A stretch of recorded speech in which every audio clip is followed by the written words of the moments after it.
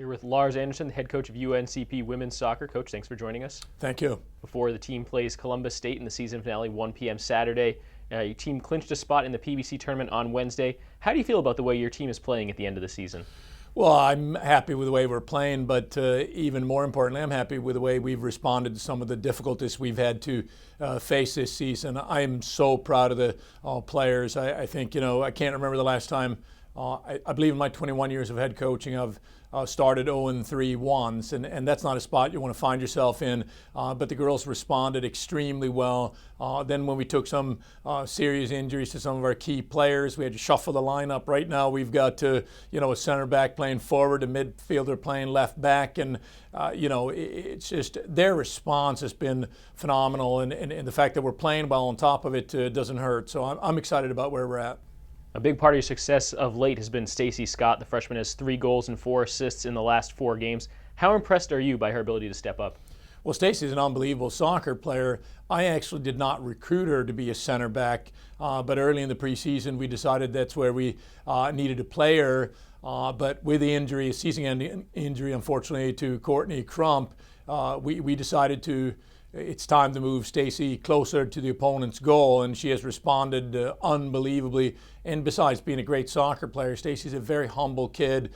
She's team-oriented and just the consummate student athlete in all aspects and all meanings of the word. I'm so proud of Stacey. You wouldn't think she's a freshman the way she's handled this.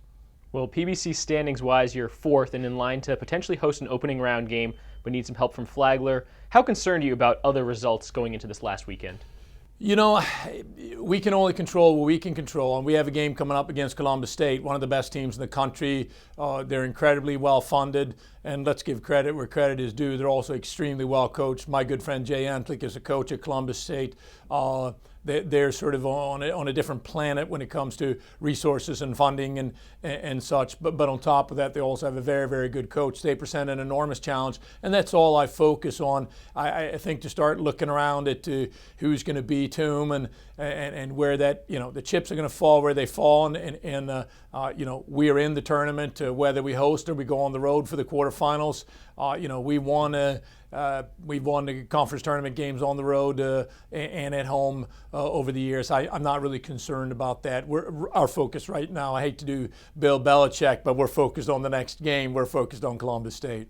Well, about Columbus State, they've already clinched the PBC regular season title, and they'll be playing for an undefeated conference season. What do you expect to see from them on Saturday? Well, they have a tremendous amount of talent, and maybe the biggest thing, and this is where resources come into play, they have greater depth, I think, than any team in the conference. They can sub 5 or 6 players. An injury or 2 during the season is not that big a blow to Columbus State, and that means a lot with the quote-unquote liberal substitution rules that we have in college soccer. It would be less of an advantage if we applied FIFA substitution rules. I'm not advocating for that, but that's a reality. Our liberal substitution rules in college make it to where you really need 11 starters and 5 or 6, 7 players off your bench, and they take full advantage of that, and they're probably 10 players deep.